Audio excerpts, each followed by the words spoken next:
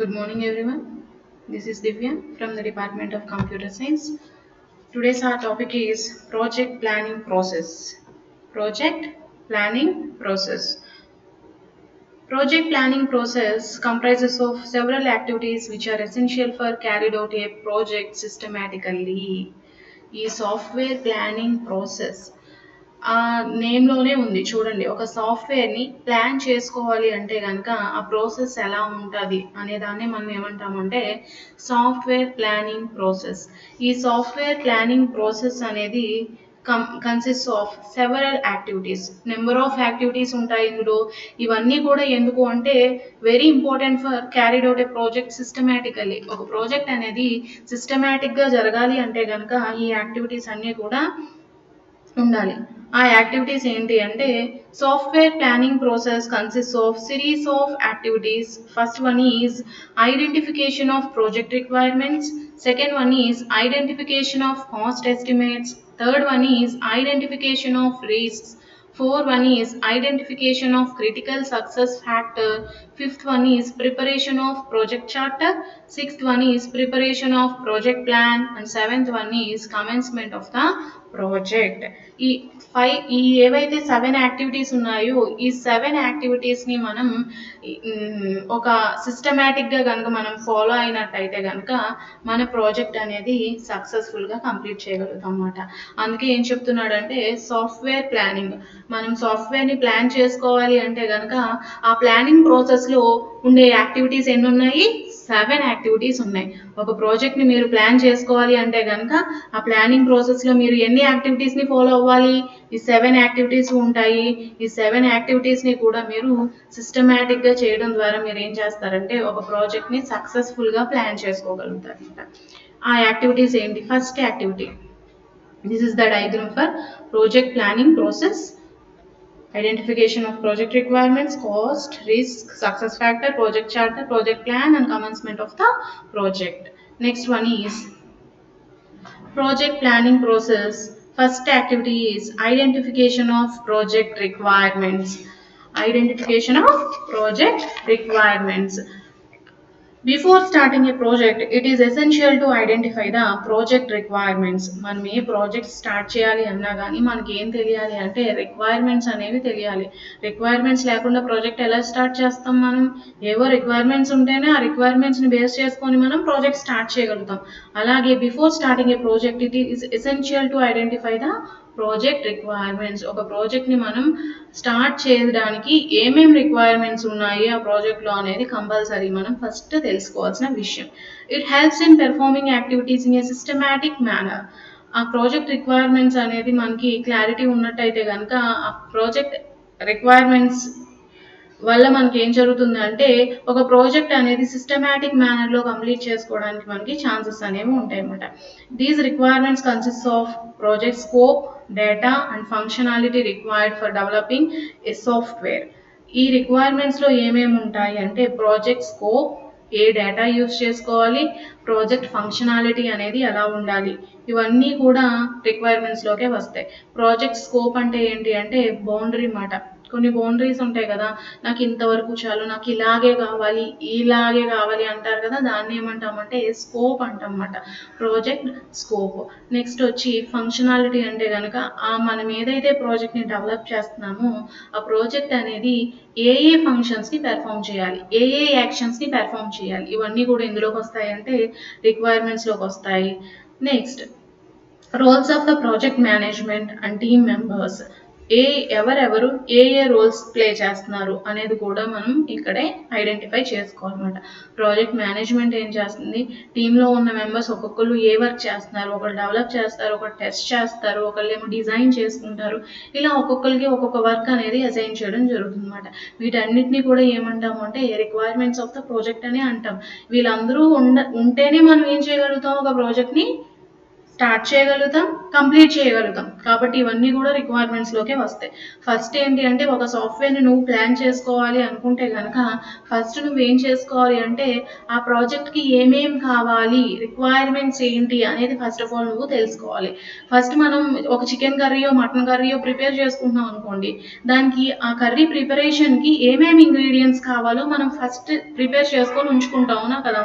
Masala powder, chilli powder, ఇవన్నీ అల్లం వెల్లుల్లి పేస్ట్, ఇవన్నీ మనం ప్రిపేర్ చేసుకొని ఎలా అయితే ఉంచుకుంటున్నామో అలాగే ఇక్కడ ఏం చేయాలి అంటే ఒక ప్రాజెక్ట్ని మీరు స్టార్ట్ చేయాలి అనుకుంటే కనుక ఆ ప్రాజెక్ట్లో ఏమేమి విషయాలు ఉన్నాయి వాటిని ఏమంటామంటే రిక్వైర్మెంట్స్ అంటాం అన్నమాట.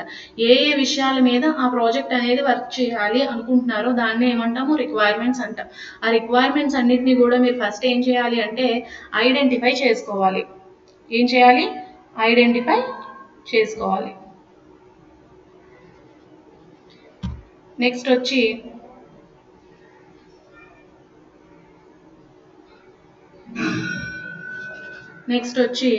Identification of cost estimates. Identification of cost estimates. Along with the estimation of efforts and time, it is necessary to estimate the cost of a project. Compulsory project cost తెలియకుండా మనం స్టార్ట్ చేసేసామనుకోండి, మనకి ఎవడైతే project ఇచ్చాడో end user వాడు కనుక ఆ budget కనుక ఇవ్వలేకపోయాడు అనుకోండి, అప్పుడు ఎవరికే వస్తుంది లాస్ అనేది కంపెనీకి వచ్చేస్తుంది. సో ఫస్ట్ ఆఫ్ ఆల్ మీరు ఏం చేయాలి అంటే రిక్వైర్మెంట్స్ ఎప్పుడైతే మీరు ఐడెంటిఫై చేసుకున్నారో ఆ రిక్వైర్మెంట్స్ని యూజ్ చేసి ఒక ప్రాజెక్ట్ని కనుక డెవలప్ చేస్తే కనుక ఆ ప్రాజెక్ట్ ఎంత కాస్ట్లో డెవలప్ చేయగలరు అనే దాన్ని మీరు ఫస్ట్ ఐడెంటిఫై చేసుకోవాలన్నమాట. అదే ఐడెంటిఫికేషన్ ఆఫ్ కాస్ట్ ఎస్టిమేట్స్ అంటే. The cost estimation includes the cost of hardware, network connections and the cost required for the maintenance of the hardware components. ఈ కాస్ట్లో ఏమేమి వస్తాయి అంటే కనుక మనం సాఫ్ట్వేర్ డెవలప్ చేయాలి అంటే కనుక మనకి ఏమేమి కావాలమ్మా? సాఫ్ట్వేర్ డెవలప్ చేయాలంటే హార్డ్వేర్ ఉండాలి, మళ్ళీ నెక్స్ట్ సాఫ్ట్వేర్ ఉండాలి, నెక్స్ట్ నెట్వర్క్ కనెక్షన్ ఉండాలి.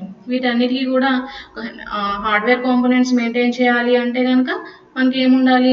కాస్ట్ అనేది కొంచెం బేర్ చేయాల్సి ఉంటుంది. నెక్స్ట్ హార్డ్వేర్ కావాలి కాబట్టి ఆ హార్డ్వేర్కి కొంచెం కాస్ట్ అనేది అవుతుంది.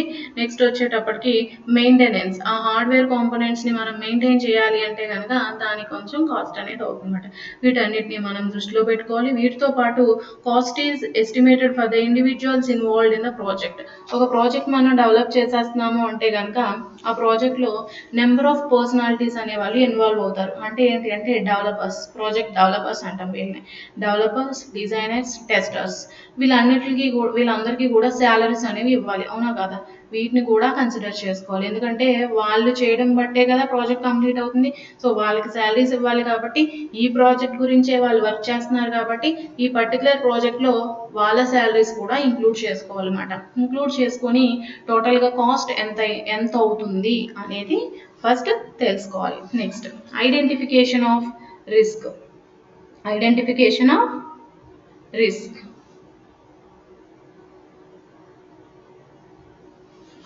Identification of risk. Risks are unexpected events that have adverse effect on the project. Risks అనేవి ఎలా ఉంటాయి అంటే అది మనం ఎక్స్పెక్ట్ చేస్తే కనుక రిస్క్ అనేది రాకుండా ముందే మనం ప్రికాషన్స్ అనేవి తీసేసుకుంటాం. రిస్క్ అనేది ఎలా వస్తుంది, ఎప్పుడు వస్తుంది అనేవి మనం ప్రిడిక్ట్ చేయలేం కాబట్టి ఎప్పుడు వస్తుందో తెలియదు, ఎలా వస్తుందో తెలియదు, దాని ఎఫెక్ట్ అనేది ప్రాజెక్ట్ మీద ఎలా ఉంటుందో కూడా తెలియదు. ఒకవేళ ఈ రిస్క్ వచ్చింది అంటే కనుక కంపల్సరీ దాని ఎఫెక్ట్ అనేది ప్రాజెక్ట్ మీద ఎంతో కొంత ఉంటానే ఉంటుంది. Software projects involves several tasks. Software project involves several risk. ఇవి టెక్నికల్ రిస్క్స్ అయినా అవ్వచ్చు, బిజినెస్ రిస్క్స్ అయినా అవ్వచ్చు. That effect the project schedule and increasing the cost of the project. ఇప్పుడు చూడండి, సాఫ్ట్వేర్ ప్రాజెక్ట్లో సెవరల్ రిస్క్స్ ఉంటాయని చెప్తున్నాం కదా. టెక్నికల్ రిస్క్ అంటే ఏంటి అంటే ఇప్పుడు మనం కొంతమంది డెవలపర్స్ని చూస్ చేసుకున్నప్పుడు ఆ డెవలపర్స్ టెక్నికల్గా అంత స్ట్రాంగ్గా లేరు అనుకోండి, మనం వేరే డెవలపర్స్ని ఆ ప్రాజెక్ట్ కోసం తెచ్చుకోవాల్సి వచ్చినప్పుడు మనం ఏమవుతుంది అంటే వాళ్ళకి ఎక్స్ట్రా మనీ ఇవ్వాల్సి వస్తుంది. అర్థమవుతుందా? మన దగ్గర ఉన్న డెవలపర్కి 30,000 ఇస్తున్నప్పుడు టెక్నికల్ పీపుల్, ఇంకా మీకు ఎక్స్పీరియన్స్డ్ టెక్నికల్ పీపుల్ కావాలి అనుకుంటే కనుక వాళ్ళకి మీరు 50,000 ఇవ్వాల్సిన పరిస్థితులు వస్తాయి. సో వాటిని ఏమంటాము అంటే మనం టెక్నికల్ రిస్క్స్ అంటాం అన్నమాట. లేదు, ఒక సాఫ్ట్వేర్ అనేది న్యూ సాఫ్ట్వేర్ అనేది కావాలి, ఆ న్యూ సాఫ్ట్వేర్ని మనం యూస్ చేసుకొని పర్టికులర్ ప్రాజెక్ట్ అనేది మనం డెవలప్ చేస్తున్నప్పుడు ఆ ప్రాజెక్ట్ కాస్ట్ అనేది ఎక్కువగా ఉందనుకోండి, ఆ కాస్ట్ని కూడా బేర్ చేయాలి, అవునా కదా. సో నెక్స్ట్ వచ్చేటప్పటికి ఏంటి అంటే బిజినెస్ రిస్క్స్. మనం డెవలప్ చేసిన ప్రాజెక్ట్ అనేది మార్కెట్లోకి రిలీజ్ అయిన తర్వాత దాని బిజినెస్ అది సక్సెస్ అయిందంటే ఓకే, సక్సెస్ కాకపోతే ఏంటి, ఇవన్నీ కూడా రిస్క్సే అవుతాయి కదా. ఈ రిస్క్స్ అన్నిటిని కూడా మనం ఫస్టే ఐడెంటిఫై చేసుకోవాలన్నమాట. Next, identifying risk before A project begins helps in understanding the probable extents of impact on the project. అంటే ఏంటి అంటే రిస్క్ని ఐడెంటిఫై ప్రాజెక్ట్ బిగిన్ అవ్వడానికి ముందే కనుక రిస్క్ని ఐడెంటిఫై చేస్తే కనుక దాని ఇంపాక్ట్ అనేది మీరు ఎంతో కొంత తగ్గించగలుగుతారు, ప్రాజెక్ట్ మీద దాని ఇంపాక్ట్ అనేది మీరు తగ్గించుకోగలుగుతారు. నెక్స్ట్ వచ్చి identification of critical success factors. For making project successful critical success factors are followed. ఈ క్రిటికల్ సక్సెస్ ఫ్యాక్టర్ అంటే ఏంటి అంటే మనం ఏది బిర్యానీ చేస్తున్నప్పుడు ఇలా చిన్న చిన్న టిప్స్ ఫాలో అయ్యాం అనుకోండి, బిర్యానీ ఎంత బాగుంటుంది, అవునా.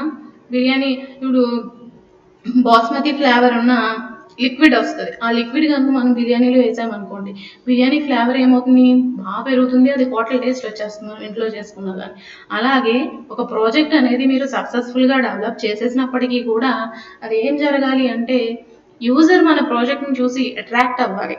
మనం ఏం చేయాలి అంటే మనం డెవలప్ చేసిన ప్రాజెక్ట్ అనేది ఎవరైతే యూజ్ చేసుకుంటున్నారో వాళ్ళు అట్రాక్ట్ అయ్యి ఇంకా కొనుక్కునేటట్టు మనం చేసుకోగలదన్నమాట. సో అలా ఒక ప్రాజెక్ట్ అనేది సక్సెస్ అవ్వాలి అంటే కనుక కొన్ని టిప్స్ అనేది మనం ఫాలో అవ్వాలన్నమాట. ఆ టిప్స్ ఫాలో అయితే కనుక కంపల్సరీ ఏమవుతుందంటే ప్రాజెక్ట్ని సక్సెస్ఫుల్గా మనం కంప్లీట్ చేసుకోగలుగుతాం. These factors refers to the conditions that ensure greater chances of success of a project. ఆ సక్సెస్ ఫ్యాక్టర్స్ ఏవైతే ఉన్నాయో వాటిని మనం కరెక్ట్గా మనం ప్రిడిక్ట్ చేయగలిగితే కనుక ఆ సక్సెస్ ఫ్యాక్టర్స్ని కనుక మనం ప్రాజెక్ట్లో ఇన్వాల్వ్ చేయగలిగితే కనుక మన ప్రాజెక్ట్ అనేది ఎక్కువగా సక్సెస్ అయ్యే ఛాన్స్ అనేది ఉంటుంది అన్నమాట. Next, generally these factors include support from management, appropriate budget, appropriate schedule, and skilled software engineers. These factors include ఒకవేళ ఈ సక్సెస్ ఫ్యాక్టర్స్ అన్నీ ఉన్నప్పటికీ కూడా మనకి మేనేజ్మెంట్ నుంచి సపోర్ట్ ఉండాలి. నెక్స్ట్ వచ్చి బడ్జెట్ అనేది ప్రాపర్గా ఉండాలి, స్కెడ్యూల్ అనేది సరిగ్గా ఉండాలి, సాఫ్ట్వేర్ ఇంజనీర్ అనేవాడు టెక్నికల్గా ఎక్స్పీరియన్స్డ్ సాఫ్ట్వేర్ ఇంజనీర్ అంటే స్కిల్డ్ పర్సనాలిటీ అయి ఉండాలి, స్కెడ్యూల్ అనేది కరెక్ట్గా ఉండాలి, బడ్జెట్ అనేది ఉండాలి, మేనేజ్మెంట్ నుంచి మనకు సపోర్ట్ వచ్చినట్టయితే కనుక మనం క్రిటికల్ సక్సెస్ ఫ్యాక్టర్స్ని ఐడెంటిఫై చేసి మనం ప్రాజెక్ట్లో వాటిని ఇన్వాల్వ్ చేసుకోవచ్చు. అలా ఇన్వాల్వ్ చేయడం ద్వారా ఏమవుతుంది అంటే ప్రాజెక్ట్ మరింత సక్సెస్ చేసే అవకాశాలు అనేవి ఉంటాయి మనకి. Next, preparation of project charter. A project charter provides brief description of the project scope, quality, time, cost, and resource constraints as described during project planning. ఈ ప్రాజెక్ట్ చార్టర్లో ఏముంటాయి అంటే ఒక ప్రాజెక్ట్ ఉంది, ప్రాజెక్ట్ స్కోప్ ఏదైతే ఉందో ఆ ప్రాజెక్ట్ స్కోప్ గురించి description, ఆ ప్రాజెక్ట్ క్వాలిటీ అనేది ఎలా ఉండబోతుంది, ఎంత టైంలో మనం ప్రాజెక్ట్ని డెవలప్ చేయగలుగుతాం, ఎంత కాస్ట్ అనేది అవుతుంది ఆ ప్రాజెక్ట్ని డెవలప్ చేయడం కోసం, అందులో రీసోర్సెస్ ఏమున్నాయి, రీసోర్స్ కన్స్ట్రైన్స్ ఏంటి, మనం ఏం యూజ్ చేసుకోవచ్చు ఏం యూజ్ చేసుకోకూడదు, అవన్నీ కూడా మనకి ఎందులో ఉంటాయి అంటే ప్రాజెక్ట్ చార్టర్లో మనం డాక్యుమెంట్ చేసుకుంటాం అన్నమాట దాన్ని. It is prepared by the management, approval from the sponsor of the project. ఇవన్నీ కూడా ఎవరు ప్రిపేర్ చేసుకుంటారంటే మేనేజ్మెంట్ ప్రిపేర్ చేసుకుంటుంది. Approval from the sponsor of the project అంటే ఎవరు అంటే ప్రాజెక్ట్ స్పాన్సర్, అంటే ఎవడైతే ప్రాజెక్ట్ కొనుక్కుంటాడో వాడినే మనం ఏమంటామంటే స్పాన్సర్ అంటాం. అర్థమవుతుంది, మన ప్రాజెక్ట్ డెవలప్ చేయడానికి ఎవడైతే మనీ ఇస్తున్నాడో వాడినే మనం ఏమంటాం స్పాన్సర్ అంటాం అన్నమాట. ఆ స్పాన్సర్ అప్రూవల్ కోసం వీళ్ళు ఏం చేస్తారంటే మేనేజ్మెంట్ ఈ చార్ట్ని ప్రిపేర్ చేసుకుంటారు అన్నమాట. ఈ చార్ట్లో స్కోప్ ఇది, ఈ ప్రాజెక్ట్ వచ్చి స్కోప్ ఇది, ఈ ప్రాజెక్ట్లో ఇంత కాస్ట్ అవుతుంది, ఈ ప్రాజెక్ట్ డెవలప్ చేయడానికి ఇంత టైం పడుతుంది, ఈ ప్రాజెక్ట్లో ఈ రిసోర్స్ని యూజ్ చేసుకుంటున్నాం అని చెప్పి ఒక చార్ట్ని క్రియేట్ చేసి ఎవడైతే స్పాన్సర్ ఉన్నాడో ఆ స్పాన్సర్కి ఇస్తారు. Next, preparation of project plan. The project plan provides information about the resources that are available for the project, individuals involved in the project, and schedule of the project. ఈ preparation of project plan, ఈ project plan లో ఏమేమి ఉంటాయి అంటే ఒక ప్రాజెక్ట్ని develop చేయడం కోసం ఏ రిసోర్సెస్ అనేవి కావాలి, ఆ రిసోర్సెస్ అవైలబుల్గా ఉన్నాయా లేదా, నెక్స్ట్ ఇండివిజువల్స్ ఎవరైతే ప్రాజెక్ట్లో ఇన్వాల్వ్ అవుతున్నారో, నెక్స్ట్ స్కెడ్యూల్ ఏ ఏ టైంలో ఏమేమి జరుగుతున్నాయి, డిజైనింగ్ ఎప్పుడు స్టార్ట్ అవుతుంది, డెవలపింగ్ ఎప్పుడు స్టార్ట్ అవుతుంది, టెస్టింగ్ ఎప్పుడు స్టార్ట్ అవుతుంది, ప్రాజెక్ట్ని ఎప్పుడు డెలివరీ చేయాలి, ఇవన్నీ కూడా స్కెడ్యూల్ అనేది ప్లాన్ చేసేసుకుంటారు. దీన్ని ఏమంటామంటే ప్రాజెక్ట్ ప్లాన్ అంటాం. Next commencement of the project. Once the project planning is complete and the resources are assign to team members. Once ఒక ప్రాజెక్ట్ ప్లానింగ్ అనేది కంప్లీట్ అయిపోయిన తర్వాత ఆ ప్రాజెక్ట్కి కావాల్సిన రీసోర్సెస్ ఏవైతే ఉంటాయో ఆ రీసోర్సెస్ ఆ పర్సనాలిటీని బట్టి మనం ఆ రీసోర్సెస్ అనేవి డిస్ట్రిబ్యూట్ చేయడం జరుగుతుంది అనమాట. డిజైనర్ అనుకోండి డిజైన్ రిలేటెడ్ రీసోర్సెస్, టెస్టింగ్ అనుకోండి టెస్టింగ్ రిలేటెడ్ టూల్స్, డెవలప్మెంట్ అనుకోండి డెవలప్మెంట్ రిలేటెడ్ టూల్స్ అనేవి ఎవరి వాళ్ళకి ఇవ్వడం జరుగుతుంది. దెన్ ప్రాజెక్ట్ అనేది స్టార్ట్ చేయడం జరుగుతుంది అనమాట. Next one is software project estimation. ఒక సాఫ్ట్వేర్ ప్రాజెక్ట్ని ఎస్టిమేట్ చేయాలి అంటే కనుక ఒక సాఫ్ట్వేర్ ప్రాజెక్ట్లో ఏమేమి ఫ్యాక్టర్స్ ఉంటాయి, ఒక ప్రాజెక్ట్ ఎస్టిమేషన్ అనమాట. ఒక సాఫ్ట్వేర్ ప్రాజెక్ట్ని ఎస్టిమేట్ చేయాలి అంటే కనుక 4 ఫ్యాక్టర్స్ని మనం కన్సిడర్ చేస్తూ మనం ప్రాజెక్ట్ని ఎస్టిమేట్ చేస్తాం. 4 ఫ్యాక్టర్స్ ఏంటి అంటే project size estimation, project effort estimation, project cost estimation and project time estimation. ఈ 4 ఫ్యాక్టర్స్ని బేస్ చేసుకొని మనం ఏం చేస్తామంటే ఓవరాల్ సాఫ్ట్వేర్ ప్రోడక్ట్ని మనం ఎస్టిమేట్ చేస్తాం అన్నమాట. First one is software size estimation. Software size may be estimated either in terms of KLOC or by calculating number of function points in the software. జనరల్గా సాఫ్ట్వేర్ సైజ్ని ఎలా మెన్షన్ చేస్తాము అంటే మనం జనరల్గా ప్రోగ్రామ్ రాసుకున్నప్పుడు ప్రోగ్రాంలో నెంబర్ ఆఫ్ లైన్స్ని బట్టి programme size అనేది చెప్తాం. ప్రోగ్రాంలో 10 లైన్స్ ఉందనుకోండి 10 లైన్స్ 10 ఇన్స్ట్రక్షన్స్, ఓకేనా. 20 ఉందనుకోండి 20 ఎన్ని ఇన్స్ట్రక్షన్స్ ఉన్నాయంటే 10 లైన్స్ ఆఫ్ ఇన్స్ట్రక్షన్స్. సో ఇలా ఏం చేస్తామంటే ఒక ప్రాజెక్ట్ అవ్వచ్చు, ఒక ప్రోగ్రామ్ అవ్వచ్చు, ఏదైనా కానీ ప్రోగ్రామ్ సైజ్ కానీ ప్రాజెక్ట్ సైజ్ కానీ మనం ఎలా చెప్తాము అంటే ఒక నెంబర్ ఆఫ్ లైన్స్, ఆ ప్రాజెక్ట్లో ఉన్న నెంబర్ ఆఫ్ లైన్స్ని బేస్ చేసుకొని ఏం చెప్తామంటే ప్రాజెక్ట్ సైజ్ అని చెప్తాము. ఇంకొకటి ఏంటి అంటే number of function points, functional పాయింట్స్ని బేస్ చేసుకొని కూడా మనం ఏం చెప్తామంటే సాఫ్ట్వేర్ సైజ్ అనేది చెప్తా ఉంటాం. అసలు ఫంక్షన్ పాయింట్ ఏంటి అంటే function points depends on user and system software requirements.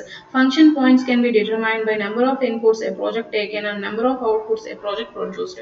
ఈ ఫంక్షన్ పాయింట్స్ని మనం ఎలా చెప్తాము అంటే ఎన్ని నెంబర్ ఆఫ్ ఇన్పుట్స్ ఇస్తుంటే ఎన్ని నెంబర్ ఆఫ్ అవుట్పుట్స్ అనేవి వస్తున్నాయి, ఒక ఇన్పుట్కి ఎన్ని అవుట్పుట్స్ మనం ప్రొడ్యూస్ చేయగలుగుతున్నాం.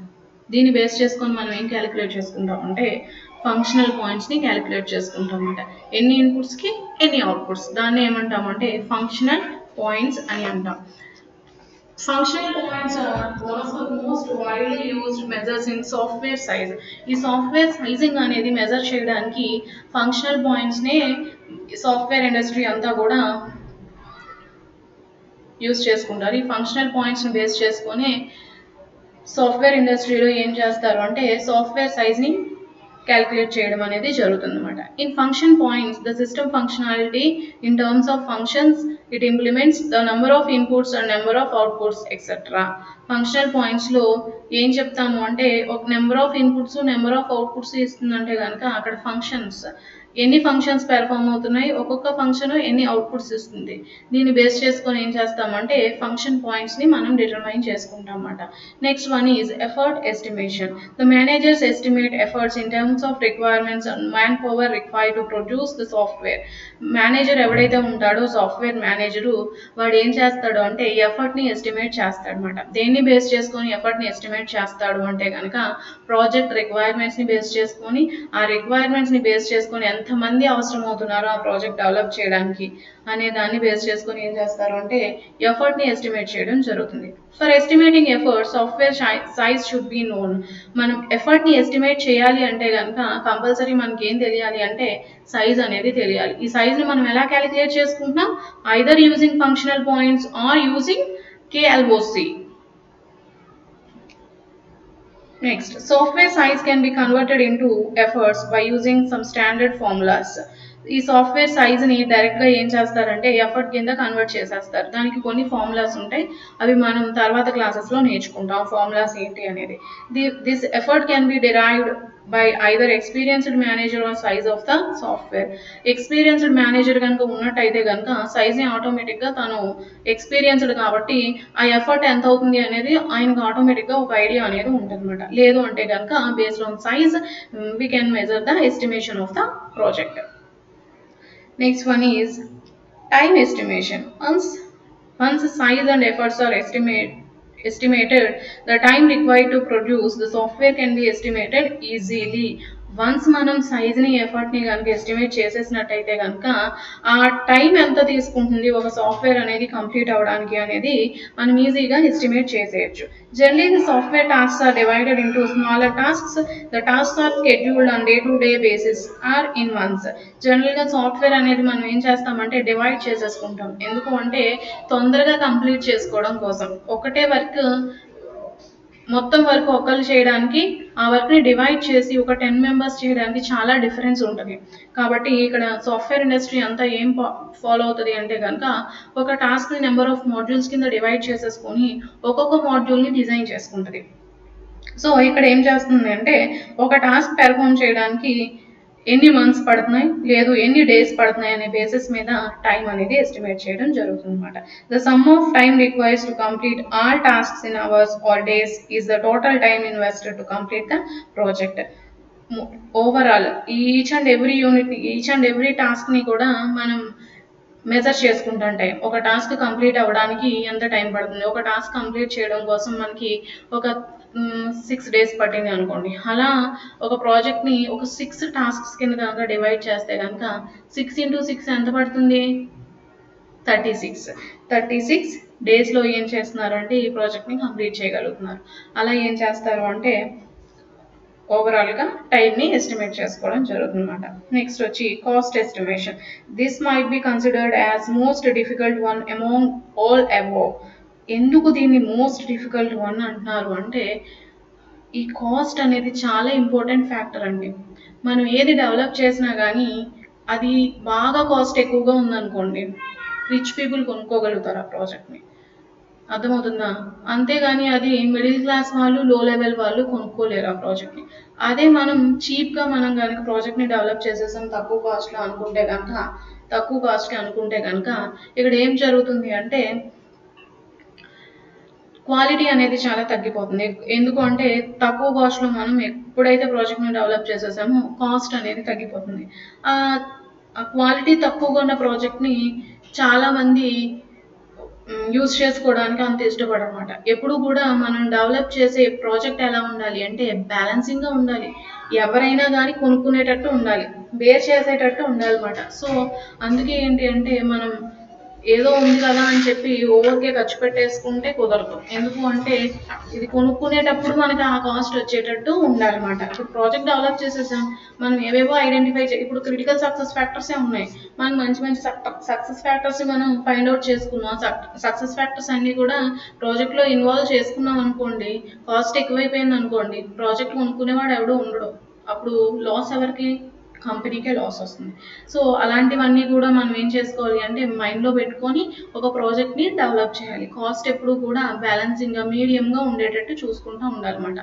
ఈ కాస్ట్ మీద more elements that any one of the previous one depends on more elements. ఈ కాస్ట్ని మనం ఎస్టిమేట్ చేయాలి అంటే కనుక ఈ కాస్ట్ మీద చాలా ఎలిమెంట్స్ అనేవి డిపెండ్ అయ్యి ఉంటాయి. For estimating cost of the project it is required to consider size of the సాఫ్ట్వేర్ని కన్సిడర్ చేయాలి. క్వాలిటీ అనేది ఎక్కువగా ఉందంటే కాస్ట్ అనేది ఆటోమేటిక్గా ఎక్కువగానే ఉంటుందండి. కాస్ట్ ఆటోమేటిక్గా ఉంటుంది. హార్డ్వేర్ కాస్ట్ ఎలా ఉంది, మనం ఏ సాఫ్ట్వేర్ని అడిషనల్గా యూజ్ చేసుకున్నాం, ఆ సాఫ్ట్వేర్ కొనడానికి ఆ లైసెన్సెస్ కొనడానికి ఎంత మనీ అవుతుంది, స్కిల్డ్ పర్సనాలిటీస్ మనం సాఫ్ట్వేర్ డెవలప్మెంట్లో యూజ్ చేసుకుంటే కనుక ఆ స్కిల్డ్ పర్సనాలిటీస్కి ఇవ్వడానికి ఎంత ఖర్చు అవుతుంది, లేదు స్కిల్డ్ పర్సన్స్ లేకపోతే కనుక ట్రైనింగ్ ఇవ్వాల్సి ఉంటుంది, ఆ ట్రైనింగ్ ఎంత ఖర్చు అవుతుంది, లేదు ఫస్ట్ మనం కమ్యూనికేట్ అవుతున్నప్పుడు ఆ నెట్వర్క్ ఛార్జెస్ ఉంటాయి కదండి, ఆ నెట్వర్క్కి ఎంత ఖర్చు అవుతుంది, ఇవన్నీ కూడా కన్సిడర్ చేసుకోవాలన్నమాట. ట్రావెలింగ్ ఉంటుంది అందులో, ఇవన్నీ కూడా కన్సిడర్ చేసుకొని మనం ఏం చేస్తాము అంటే సాఫ్ట్వేర్ సైజ్ని మనం సాఫ్ట్వేర్ కాస్ట్ని మనం ఎస్టిమేట్ చేసుకుంటాం అన్నమాట. ఓకేనా? Thank you.